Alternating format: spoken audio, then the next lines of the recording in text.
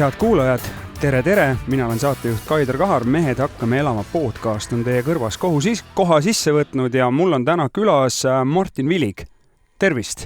Tere! Ma mõtlen, kuidas sind tutvustada. Ma arvan, et sa oled mees, kes on teinud asju, mis panevad meid eestlastena kõiki teatud mõttes uhkust tundma. Kui tuleb Uhvo maale ja ütleb, kes sa oled, siis kuidas sa ise tutvustaksid ennast? Jah, ma ütleks, et ma olen ettevõtlik inimene, kellel on 2 last ja väga tore naine ja mulle meeldib teha väga erinevaid asju, et alates siis erinevatest ettevõtlusprojektidest kuni maailma parandamise, kuni siis ka aktiivse liikumiseni. Super, sa oled väga õiges kohas. Meil üldiselt siin käivad mehed, kellele meeldib maailma parandada, kes on ettevõtlikud ja tõtlikud ja üldiselt see naeratus näol sobib meile siia show'sse ka hästi. Ütle, millisest perest sa pärit oled, milline see sinu stardipositsioon oli, kui sa sündisid umbes, ma ei kujuta, et me oleme enam-vähem ühe vanused, 80. 78. Nii. Et ma ütlen kõigile, et ma olen üliõnnelik, et ma olen nii põneval ajal sündinud. Et Vene ajal nägin ka seda nii-öelda siis Nõukogude Liidu elu, siis Eesti 90-ndaid ja siis kogu seda tehnoloogiarevolutsiooni. Nii et, aga kust ma sündisin Tallinnas, ma arvan, et esialgu kuskil 2-toalises Lasnamäe korteris, siis kuni 6. klassini olingi 90 aastani kasvasin Tallinnas, vahepeal natuke vahetasime elukohti. Vanaemal oli suvila Mähel, nii et sai siis sõidetud rattaga sinna, ma mäletan. Mähepood. Jah, seal sai käidud ja siis 90. aastal vanemad otsustasid suhteliselt lambist, et kolime Kuressaarde. Nii et siis selline nagu teadlikum võib-olla kasvamise periood kooliaeg siis 6-12. klassini oli Kuressaares ja siis Tallinnasse tagasi ülikooli. Päris huvitav valik. Kuressaare oli 90. alguses minu jaoks ka väga põnev koht, sest ma veetsin seal palju suvesid. Et need valuutapoed olid alati väga põnevad, kus sai, ma mäletan oma esimest Sprite'i ja 7-Upi, mis sealt sai hangitud. Pluss suvine ujumine. Ütle, kui palju teie peres räägiti sellest, et mis asi on üldse selline tervislik eluviis, tervislik toit ja kuidagi nagu oma vaimu ka tervena hoidmine? Või see on see aeg, kus oli see rock'n'roll ja pidid kohanduma muutuvate aegadega? Ma arvan, et palju oli kohandumist, et ütleme nii, et kui ma mõtlen lapsepõlvele tagasi, et siis pigem mulle tulevad meelde erinevad tööga seotud asjad, et eriti, ma ei tea, Tallinnas ka vanematel õnnestus vist mitmest kuidagi korterist kokku vahetada üks 3-4-toaline korter Kadriorgu ja siis selle renoveerimine, seal ma mäletan, et lapsed olid kõik väga kaasatud, nii et alates sedasi korteri remontidest kuni lõpuks Saaremaal meil oli oma maja, seal nagu oli kogu aeg aias mässamist, et ma nägin, et sõbrad käisid ümber aia, läksid kuskile hängima, mina pidin veel mingid õunad kokku korjama või mingid kartulid üles võtma või mis iganes, nii et kogu aeg oli selline nagu töö tegemine, et isegi huvitav, et kas me mingi liikumist ega väga tegelikult pigem oligi siuke aktiivne tegevus aias ja aeg-ajalt ikkagi midagi tegime, aga suures osas mälupildis on see selline koduaias müttumine. Sellist asja ei ole, et lähme nüüd, ma ei tea, perega koos käime väiksel matkal ja lähme ujuma pärast, siukest asja sul ei olnud? Ma arvan, et meil oli erinevaid reisiseiklusi küll, aga mitte vist väga regulaarselt, et selles mõttes ma mäletan, et me tegime 3 korda autoga reisi Musta mere äärde, et see oli ka paras seiklus, aga jällegi ma arvan, see oli rohkem reisimise mõttes, mitte nii väga sedasi matkamise mõttes. Nii et igasugune selline töö, et tööd tuleb teha, tööd koos on tore teha, et see on sul lapsepõlvest pärit, et ma pigem eeldan, et sa oled selline töökas inimene. Ma arvan küll et see tundub, et on nii mul kui õel vennal ja vanematel kindlasti väga, väga veres. Et selline, aga kuidas nad sind ära sest tööga võib ka noored ära peletada. Kuidas see läks või mida nemad õigesti tegid, et sa sellest ei võõrdunud või ei tekkinud seda äratõukerefleksi? See on hea küsimus. Kui ma mõtlen ka kooli ajale tagasi, mulle kogu aeg tundub, et ma midagi tegin, et ma ei mäleta väga palju seda, et ma koolitundidest nii palju, aga just see, et kogu aeg toimus tunniväliselt igast asju, alates, ma ei tea, DJ-st ja õpilasesindusest kuni siis mis iganes Legode müümiseni, mingi kodupood oli mul seal ja siis lõpuks erinevad asjad, pidude korraldamine, kodulehekülgede disainimine, müümine, et kogu aeg mingi action käis. Ma hüppan sinna tööelusse pihta. Ütle, kas sul kooli ja tööelu hakkas nagu ühel ajal pihta? Praegu mul jääb siuke mulje, et sa tegelikult kooli ajal juba olid nii ettevõtliku vaimuga, et sa midagi arendasid. Jah, ütleme, et see raha teenimine, ma arvan, tekkis seal gümnaasiumis, kui ma hakkasin DJ-ks olema, siis pidusid korraldama, kodulehekülgi disainima, müüma, aga enne seda oli ta pigem selline nagu huvivärk, et kogu aeg tõesti mingid asjad toimusid, et korraldasime pidusid, möllu andsime välja mingit oma erakooli lehte ja igasugust sihukest asja. Kas sa tajusid seda ka, et kõik on võimalik sellel hetkel? See oli tegelikult huvitav aeg. See oli 90ndate siukene, keskelt ma kujutan ette, sinu see aktiivsus hakkas pihta, et see oli tegelikult, et kuidas sa tajud, et ükskõik, mida sa ette võtad, on võimalik teha. Et kas see asi edukaks läheb või läheb pekki, kuidas joppab, et mäletad sa sellest midagi? Oskad sa seda kirjeldada? Kuidas sul läks?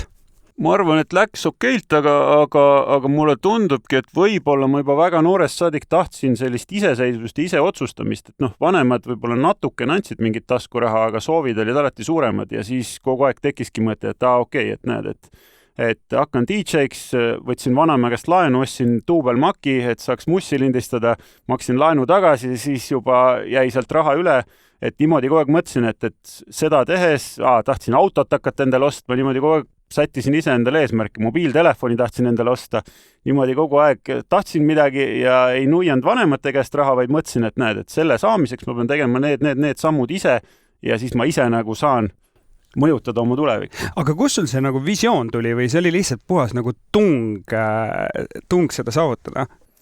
Ma arvan, et vist oli äkki ikkagi mingi siuke sisemine soov, et ma ei tea, mis iganes, ka vanemad ostsid vist ühe arvuti küll koju alguses, et see nagu aitas, aga juba järgmise arvuteid, ma arvan, et ma juba üritasin ka nagu ise raha kokku saada ja upgrade ida.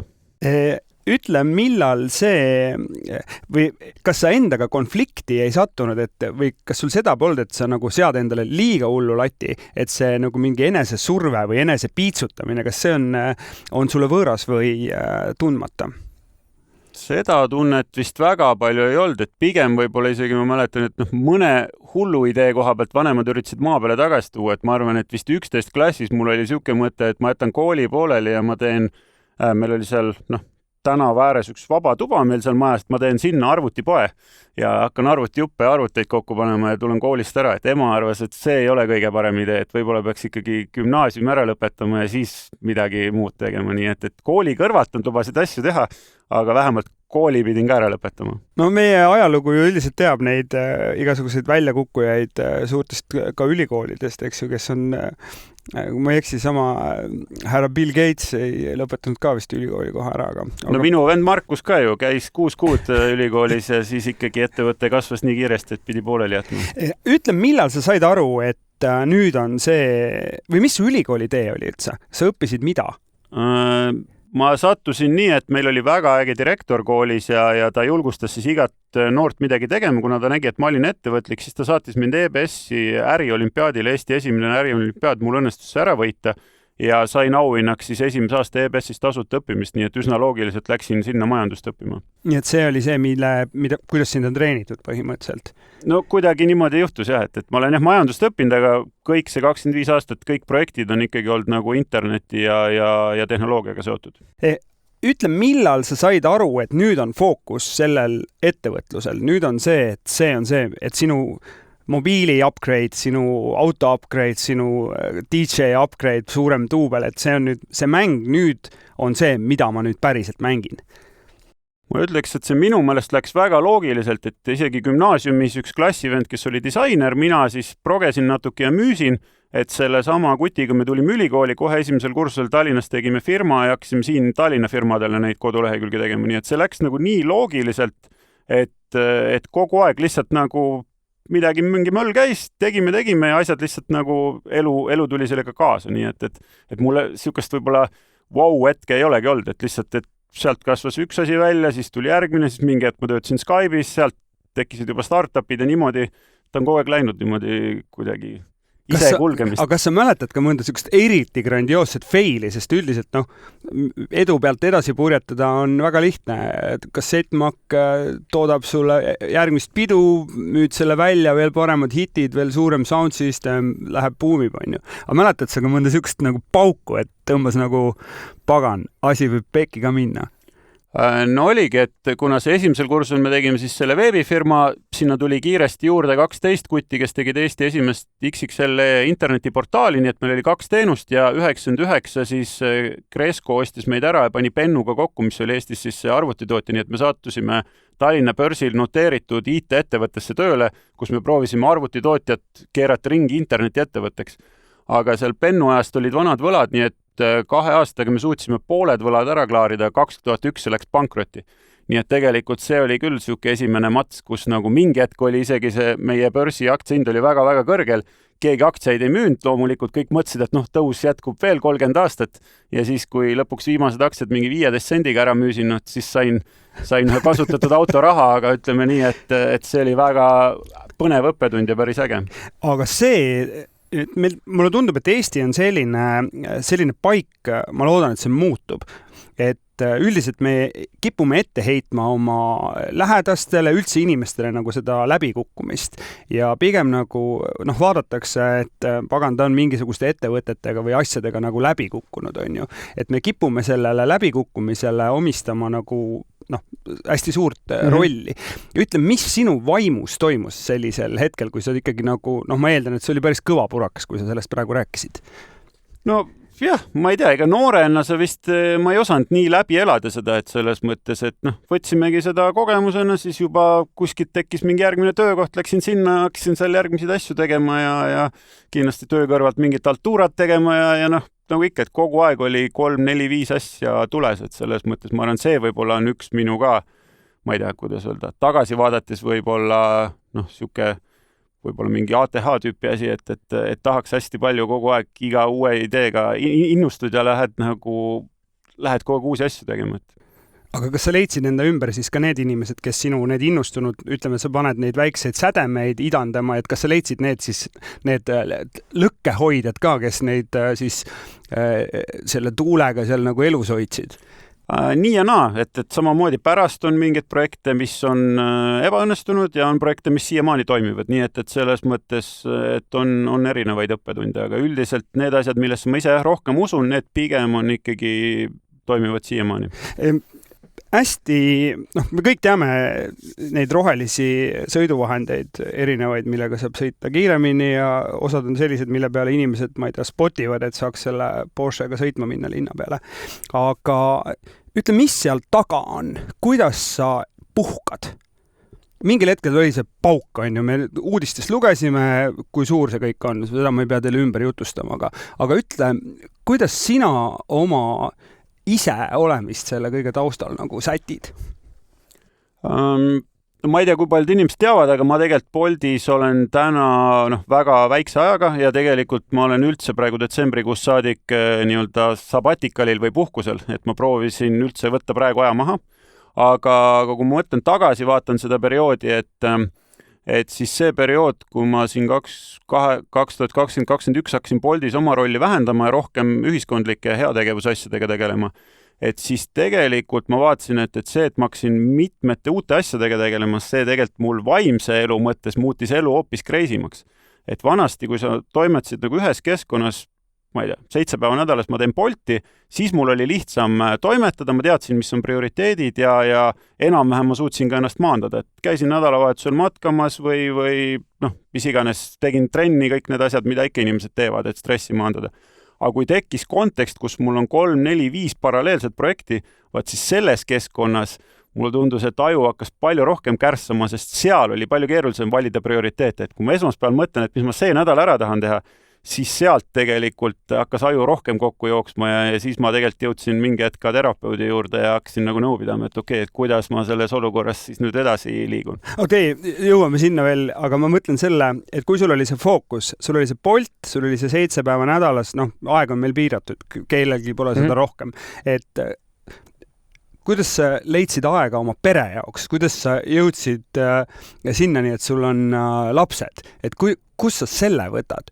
või kust sa võtsid, ma kujutan ette, et alguses on see, mingil hetkel sa saad aru, et kas nüüd või mitte midagi, see on see momentum, täna on vaja panna, tuleb kõne, kallid sõbrad, ma olen täna ära. Jaa, no see on kindlasti keeruline olnud, et noh, ma arvan, et ennem Bolti ma juba ka tegin ju 15 aastat tööd ja kogu aeg nagu olid, eesmärgid olid suured, et tahaks kuskile jõuda. Sul ei olnudki sõpru sellel hetkel? Ei, sõpru õnneks on olnud, et meil on sellega vedanud, et meil on nii gümnaasiumiklassist kui ülikoolist mõlemast on väga head kambad, kellega me saame väga sageli iga aasta, isegi iga kuu käime saunas. Et see on nagu super, et selles mõttes ja teiseks tugisüsteem, et noh, vanemad on toetanud, abikaasa on väga-väga mõistev ja toetav, nii et ma arvan, et see selline tugisüsteem on olemas olnud, et noh, muidugi tagasi vaadates ütleme nii, et pere jaoks on selgelt aega vähe olnud, kui ma oleks tahtnud, aga noh, ikkagi kuidagi me suutsime seda balansseerida, et muidugi noh, käisime reisimas, puhkustel, arvutil alati kaasas, vahepeal tuli teha tööasju, siis jälle matkata, et selles mõttes selline otsimine käis kogu aeg, aga et noh, muidugi oleks võinud võtta rohkem aega perele, muidugi. Kas teil oli tülisid ka sellega, et miks sul see arvuti praegu on meil öö? Miks sa pead suhtlema kellegiga, saatma mingit, ma ei tea, aruandeid, korraldusi? On muidugi, et selles mõttes neid tülisid on palju olnud, aga noh, võib-olla vaadates nagu iseennast, et mul kuidagi, võib-olla see tuleb ka ATH-st, aga selline töövõime kui selline inimesena on nagu väga-väga suur. Et mulle tundub, et mõne teisega rääkides, et nad nagu väsivad palju kiiremini ära, et ma võin nagu põhimõtteliselt lõputult teha nagu tööd. Aga ometi on ka sul ikkagi mingisugune see konstantne energia, et sinu keres ei saa olla rohkem mingit materjali, kui seal nagu on, et kas sa oled kogenud ka seda, et see kõik on otsas pauk, et milline see pauk tuleb siis? No jaa, kindlasti ma arvan, et siin 40-ndates ma olen nüüd 40-ndate keskel, eks ju, et ikkagi viimased 4-5 aastat ma näen, et see nii-öelda patarei, kuidas öelda, täituvus jääb väiksemaks, et ei saa panna sama tempoga, mis 25 või 35-selt, et kindlasti see hakkab kohale jõudma ja eks sellega tuleb harjuda ja siis kohaneda. Kui oli see intensiivne periood, sa olid, ütleme, perega puhkusel, kas oli mingi kokkuleppe teema, et te rääkisite läbi, et minu fookus praegu ongi business ja et me lihtsalt peame kuidagi nagu perena selle kokkuleppe ja selle kuidagi ära närima, et tuleb ühel hetkel aeg, kui see kõik muutub?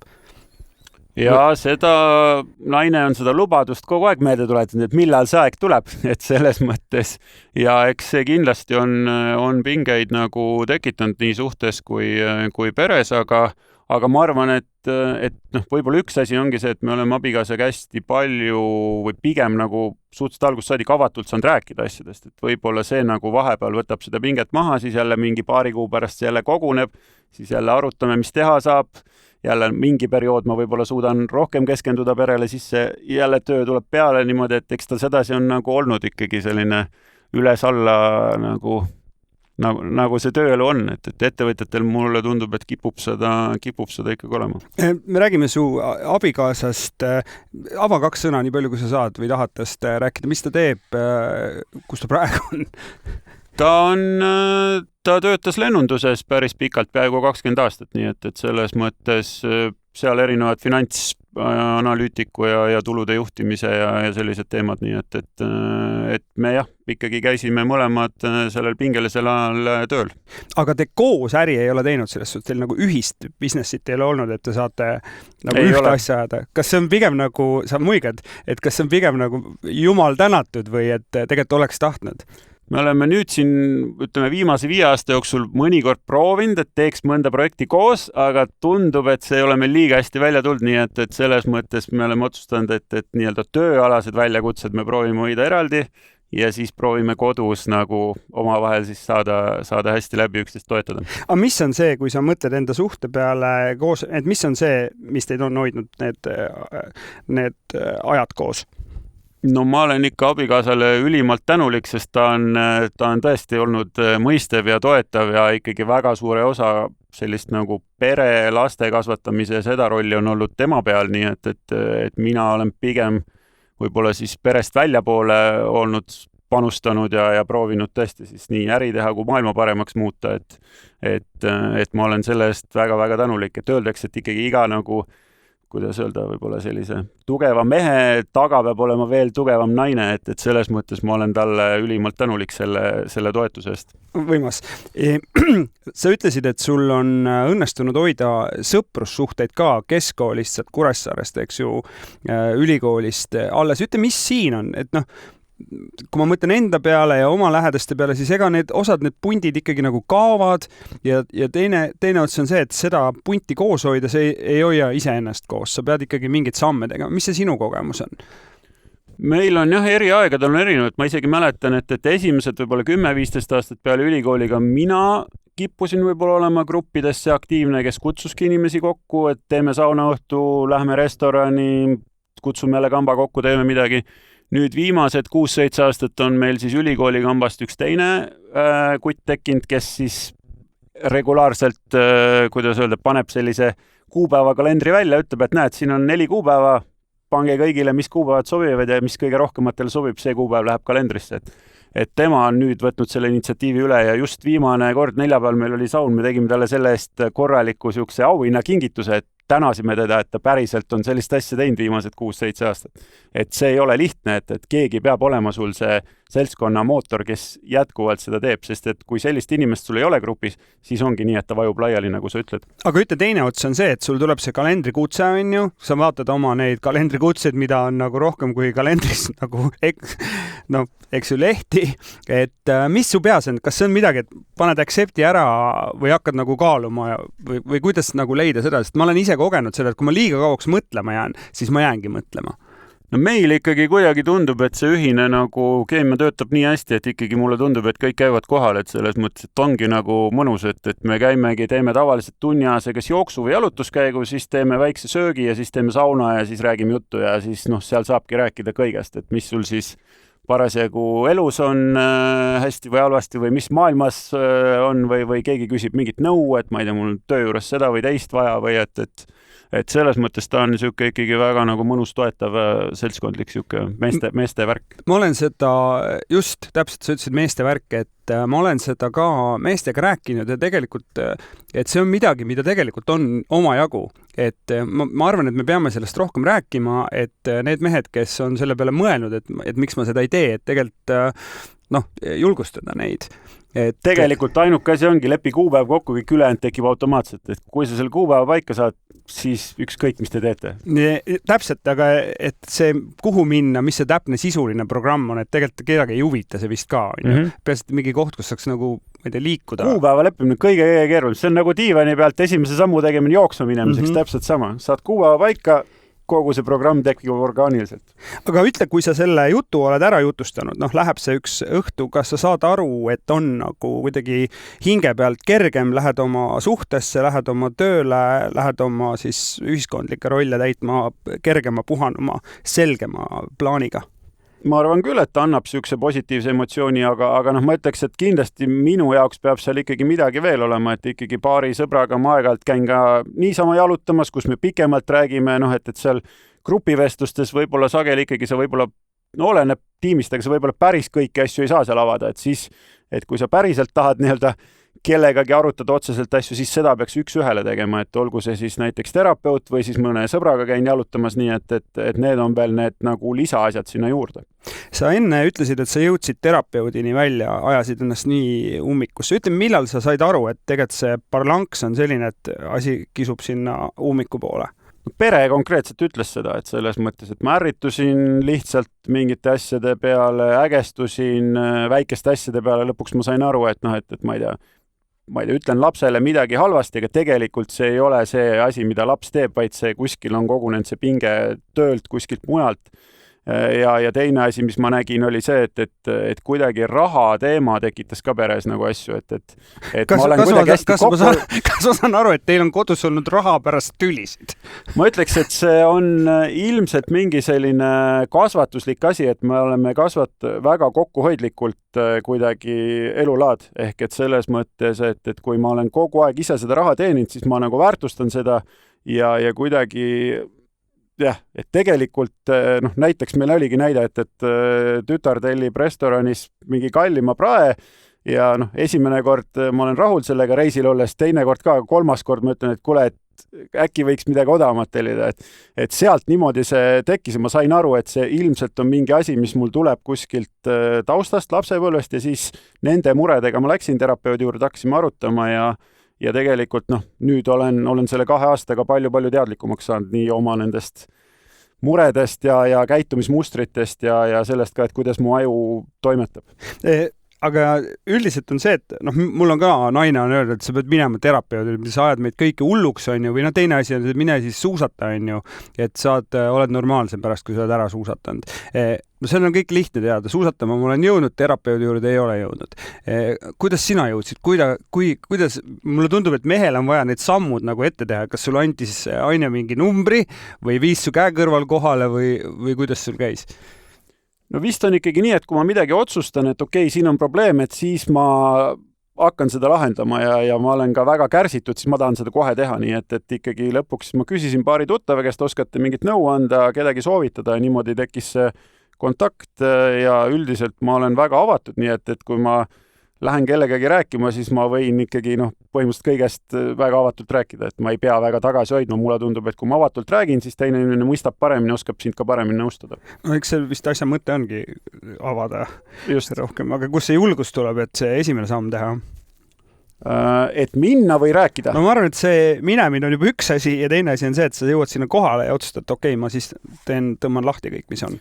No kui ma ikkagi saan ise aru, et mul on probleem, siis ma tahangi seda kohe lahendada, nii et selles mõttes ma arvan, et see üks asi kohe viib teiseni ja siis ma tahangi lahendust kiiresti ka, et nii, okei, probleemid on siin, mis lahendusi pakud, kas ma saan nädalaga midagi korda teha?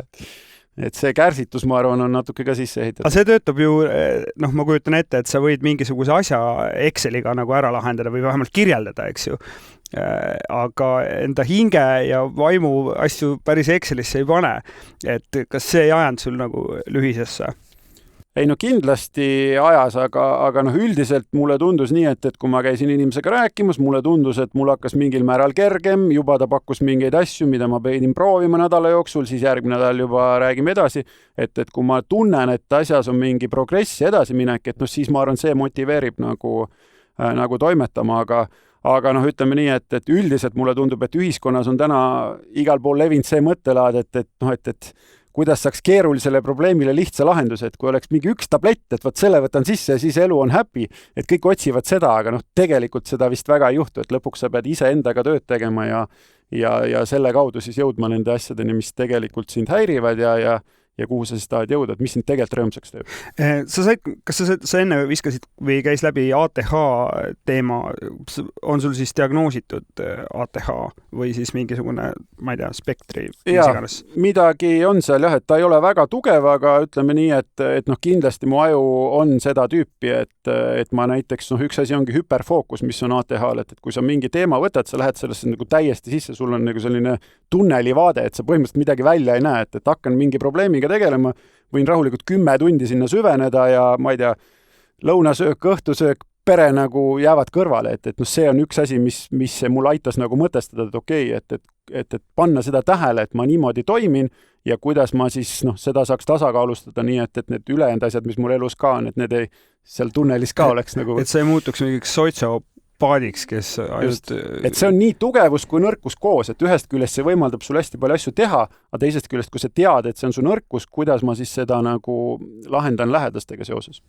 Nii et okei, aga ja mitu aasta, aga ütle, kas sa sellega ka oled kokku puutunud, et ma ei tea, inimesed su kõrvalt on nagu vaadanud sükse veidi viltu, et pagan, mis sa seal teed? Sa mõtled terapeudi mõttes? Ei, ma mõtlen terapeudi mõttes, et kui öelda, et ma lähen terapeudi või meie ühiskond on ikkagi nii palju nagu muutunud, et tegelikult mulle tundub, vaadatakse... et viimasel ajal ei ole vist seda viltu vaatamist, et selles mõttes, et jah, ma ei tea, vähemalt minu tutvusringkonnas ei ole, võib-olla mujal on. Vanemad reageerisid sellele, on sul vanemad elus? Ja. Kuidas nemad võtsid selle, kui nad said teada, et poeg käib teraapias? Eks nad siis arvasid, et ilmselt on midagi siis, mida tuleb nagu lahendada või ma arvan, et eks nad said aru, et on aastakümneid pingelist tööd olnud ja et ilmselt siis tuleb sellega tegelda, et üldiselt ma olen ka neil soovitanud käia, et ema vist on mõned korrad käinud ja on öelnud, et vist on ikkagi saanud ka kergendust, et selles mõttes, et mina ikkagi pigem julgustaks, et kui on küsimus, et kas minna või mitte, et siis mina ütleks, et pigem proovi ära ja vaata, et kas mõjub hästi. Sest see, mis sind seal ees ootab, on see, et sa räägid oma murest ja põhimõtteliselt saad mingeid koduseid ülesandeid, millega sa tegeled, kuni järgmise korrani on mul õigus. Just. Aga ma näengi, et hiljuti siin viimane inimarengu aruanne, mis Eestis oli ka vaimse tervise kohta. Ja seal täpselt samamoodi oligi, et inimesed mõtlevad seda, et kui mul on mingi mure, et siis ma pean kohe minema nagu selle kliinilise psühholoogi juurde, kes on nagu kõige kangem arst. Tegelikult seal vahepeal on väga mitu sammu, ongi see, et räägi kõigepealt sõpradega, lähedastega, siis võib-olla otsi sellise... Vaimse tervise õde vist on üks... just, et seal vahepeal on veel mitu sammu, et selles mõttes, aga just ongi see, et tõsta ühiskonnas ka seda üldist teadlikkust üldse, et täpselt see ongi, et kuula ära sõber ja et see annab juba lahendusi ja siis sealt edasi, nii et selline üldine teadlikkus, ma arvan, on väga-väga mõistlik, et peaasi.ee minu meelest on üks väga äge koht, kus alustada ja nii-öelda vaadata. Saab teha endale neid teste erinevaid, saad kraadida ennast ja ma arvan, et see tegelikult näide, mis sa ütlesid, et kui sa peres hakkad mingite asjade peale nagu närvi minema, mingisuguste suhteliselt tühiste asjade peale, et see on hea indikaator. Füüsiline tervis, need käivad kõik ja magamine, 3 asja, 3 tugitala. Milline su füüsiline liikumine on? Ma olen kõige regulaarsemalt teinud viimased 15 aastat, olen Pilateses käinud, et kuna meil on perekonnas seljahäda, et siis ma kunagi sattusin sinna ja see on ainuke asi, mis mul on kalendris olnud viimased 15 aastat, iga esmaspäev käin Pilateses. Aga muud on kõik olnud liikuvad, et vahepeal matkamine, vahepeal jalgpall, tennis, korvpall, sulgpall, kõik. Ja viimased 6 aastat me elasime enne Muugal, siis kolisime nüüd kesklinna, et sellest ajast, kui ma kesklinna kolisin, olen põhimõtteliselt kõik linnasõidud teinud põhimõtteliselt jalgrattaga, nii et see on selline, ma arvan, 5-15 kilomeetrit päevas ühelt kohtumiselt teisele, trenni igale poole mujale, et see on selline loomulik liikumine ja siis lisaks ongi mingid erinevad trennid ja siis kui on mõnus talv, siis suusatamine, kui on hea suvi, siis ujumine, matkamine, kõik erinevad asjad, diskgolfid ja nüüd padelit mängin ka regulaarselt, nii et. Ma ütlen kuulajale, et sul on isegi padeli logoga pusa seljas. Ütle, me oleme rääkinud meeste saadetes sellest, et kui on 40 kukub, et siis peaks tegema endale tervise siukse auditi, et see võiks olla esimene siuke hea koht. Kuidas sul sellega on? Oled sa eesnääre on üle kontrollitud, PSA asjad on ära mõõdetud, mis seis sul on? Ma olen seda paari aasta tagant proovinud, et tõesti, kui siin Viljar Arakas mingi hetk mõned aastad tagasi kirjutas oma sellest tervise jamast lehes, et siis ma selle peale tegin selle põhjalikuma auditi, aga mis on mure, on see, et ma olen üritanud oma perearsti ja mõnede teiste arstide käest ka küsida, et mis minu vanuses on see diagnostikapakett, mida oleks mõistlik teha ja mis sagedusega. Ja kahjuks ma ei ole saanud väga head nõu selles osas, et ma pean ikkagi nagu ise leiutama. Ja teisest küljest isegi mõned arstid ütlevad, et võib-olla kui sa liiga palju tead diagnostikat, sellest võib sul tervise nagu ärevus tekkida. Et selles mõttes ma siin ei ole veel päris nagu selge, et ma üritan jälgida ja just käisin töötervishoiu selles testis, kus nad ka vaatavad. Ma seal võtsin mingeid asju juurde, et nagu sa just ütlesid, need erinevad põletiku eesnäärme, need asjad juurde vaadata, et kindlasti peaks seda tegema, aga minu meelest on küsimus see, et mis on see õige balanss.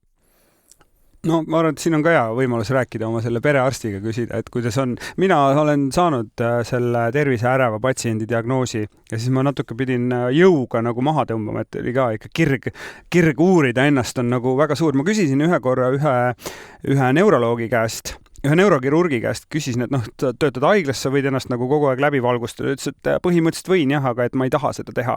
Et ma ei taha teada kõike. Sest et kui sa väga hoolega vaatad, sa leiad igalt poolt mingit asju. Jah, et kuidas seda siis nüüd vältida, et kas sul võib kuskil olla mingi vähi alge kuskil või samas on see mingi vale nagu asi, et see balansi leidmine on siin nagu päris keeruline, aga kindlasti ma soovitan, et mingit diagnostikat on paari aasta tagant kindlasti mõistlik teha. Ütle, miks meie Eesti mehed tööga ennast tapavad?